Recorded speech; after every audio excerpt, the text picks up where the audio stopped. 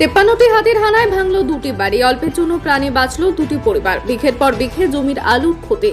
বন দপ্তরের গাফিলতিতে বারংবার হাতির লোকালয়ে ক্ষোভ এলাকার মানুষের।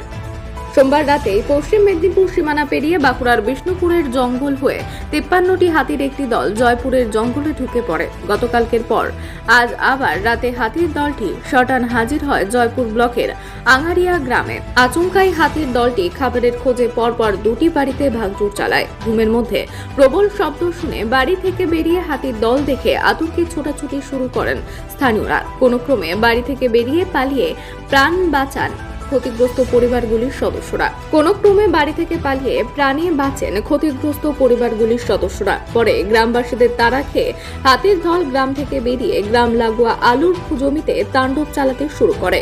হাতির দলের তাণ্ডবে ক্ষতিগ্রস্ত হয় বিঘের পর বিঘে জমি আলু চাষ। মাথায় হাত কৃষকদের। আর কিছুদিনের মধ্যে আলু ঘরে তুলতে হতো, তার আগেই সব সর্বনাশ করে দিয়ে চলে যায় হাতির দলটি। কৃষকরা জানাচ্ছেন, মহাজনের কাছ থেকে ঋণ নিয়ে আলু চাষ করতে হয়েছে। 1 বিঘা আলু চাষ করতে 35 থেকে 40 হাজার টাকা খরচ। এই পরিস্থিতিতে সরকারি সাহায্যের আর্জি জানাচ্ছেন তারা। তবে শুধুমাত্র বন দপ্তরের গাফিলতিতে বারবার হাতি লোকালয়ে চলে আসছে, এতে ক্ষোভ এলাকার মানুষের। বাঁকুড়ার জয়পুর থেকে শেখ শফিকের রিপোর্ট।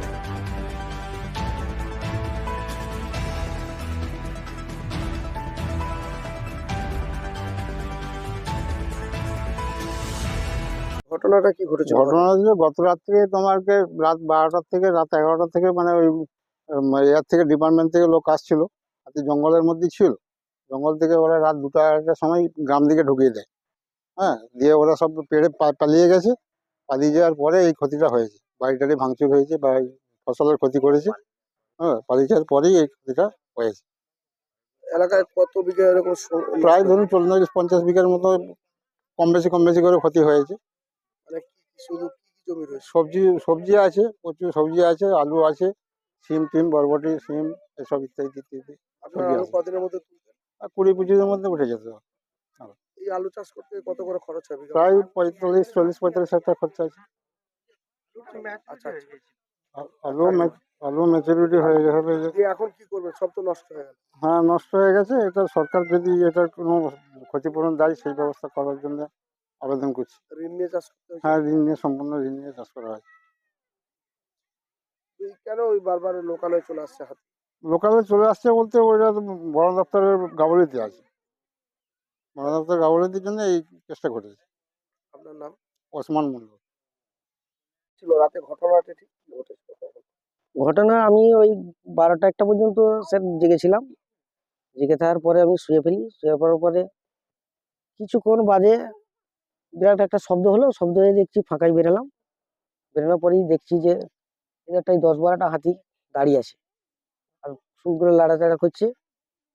আমি এবারে আবার বেরোলাম, ওই যে ফাঁকা দিকে একটু যে সাইড দিকে আমার বাড়িটার সামনে। বাড়িতে আমরা 4 জন ছিলাম। যে বাচ্চা একটা মেয়ে ছিল। যে কি করে বেরোবো নিয়ে চারদিকটা ঘেরাও করে দিচ্ছে হাতিতে।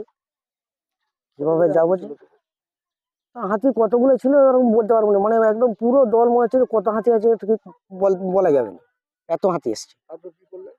তারপরে এবারে আমি লোক ডাকাডাকি করছি, আমার বাড়িটা তখন ভাঙছে। যে ভাঙার পরে তারপরে লোকজন সব এলো, এসে মোটামুটি আধ ঘন্টা 40 মিনিটের মতো ওইভাবে ছিল। তারপরে আস্তে আস্তে ঘরে সরে কি গেল। কোনো খাবার টাবার রাখা ছিল? ধান সঙ্গে অল্প ধান আছে। এই বারবার লোকালয়ে চলে আসছে কেন? লোকালয়ে চলে আসছে গাফিলতি রয়েছে? হ্যাঁ, গাফলতি আছে স্যার। নিয়ন্ত্রণ করতে পারছে না? না, নিয়ন্ত্রণ করতে পারছে না। বাইরে থেকে ও চলে গিয়েছিল, আবার কিন্তু সেগুলোকে ঘুরিয়ে নিয়ে এসে গ্রামের ভিড়ে আবার এইভাবে ঢুকিয়ে গ্রামের এইভাবে ক্ষতি করছে আতঙ্কে রয়েছে না? এখন। এখনো সমস্যায় রয়েছে? হ্যাঁ, সমস্যা আছে। ভয় লাগছে? ভয় লাগছে যে আজ আবার আসে নাকি, এরকম একটা ভয় আছে। পাশাপাশি আপনার কাছে সরকার বলতে এই যে ক্ষতিপূরণ গুলো হচ্ছে এগুলোতে সরকারকে দেওয়া দরকার। না দিলে এগুলো কোথায় কি পাবো আমরা? আপনার নাম? আমি চৌধুরী। ঘটনাটা ঠিক কি ঘটেছিল? ঘটনাটা হঠাৎ করে আমরা জেগেছিলাম, দিয়ে দেখছি চড়চড় করে গাছগুলোর দিক দিয়ে পেরিয়ে আসছে হাতি। দিয়ে তারপরক্ষণে দেখছি কিছুক্ষণ পরে দেয়ালগুলো ভাঙছে। কতগুলি হাতি ছিল?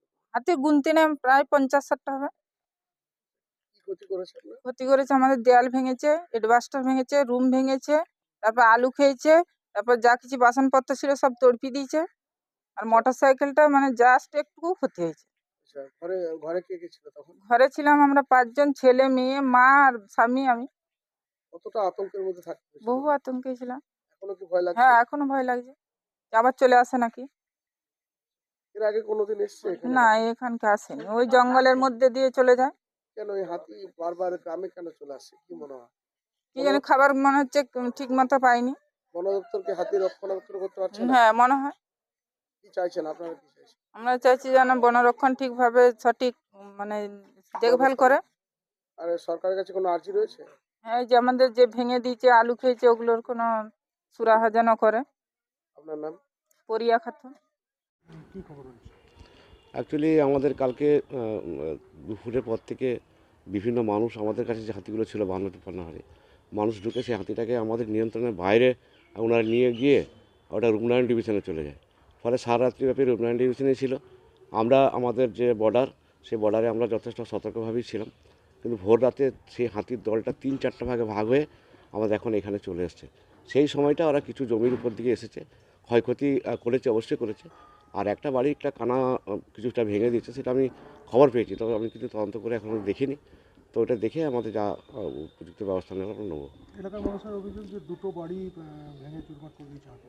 হ্যাঁ, একটা বাড়ির আমি খবর পেয়েছি, পরবর্তীকালে আমি সেটা এখন পর্যন্ত আমি দেখে উঠতে পারিনি।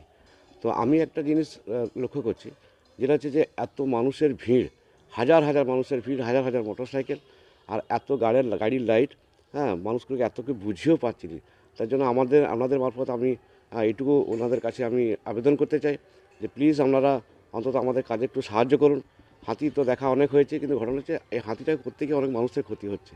আরেকটা কথা আপনাদেরকে বলি, যেসব এলাকার মানুষের ক্ষতি হয়েছে আমরা ওটা ক্ষতিপূরণ দেওয়ার যে একটা সিস্টেম, সেটা হয়তো বহু প্রাচীনকাল থেকেই শুরু হয়ে আছে, হ্যাঁ, চলছে। আমরা ইনকোয়ারি করে দেখব, দেখার পরে নির্দিষ্ট ফর্ম আছে, ফর্ম দেবো, হ্যাঁ। এতে কোনো কোনো কোনো মানে কোনো অসুবিধা হবে না, এবং যতটুকু ক্ষয়ক্ষতি হয়েছে সেটুকু যতটুকু পারি আমরা দেওয়ার চেষ্টা করব। এলাকার মানুষের অভিযোগ যে আনালিয়া গ্রামে প্রায় কয়েকশো বিঘা সবজি এবং আলুর জমির ক্ষতি হয়েছে। আমরা অ্যাকচুয়ালি অতটা দেখে ক্ষতি অবশ্যই হয়েছে, তবে কত ক্ষতির পরিমাণটা এই মুহূর্তে আমি বলতে পারবো না, যতক্ষণ না আমি ইনকোয়ারি করছি। আমি আরও একবার বলি যে একটা আপনাদের সরকার আপনাদের ক্ষয়ক্ষতি পূরণের জন্য আমাদের টাকা দেয়, সেই টাকা আপনারা যথেষ্ট যার যে ক্ষতি হয়েছে সে টাকা আপনাকে পাইয়ে দেবো। আমার নাম পরিচয়? আমার নাম Durgashankar Das, range in charge, Jaipur range.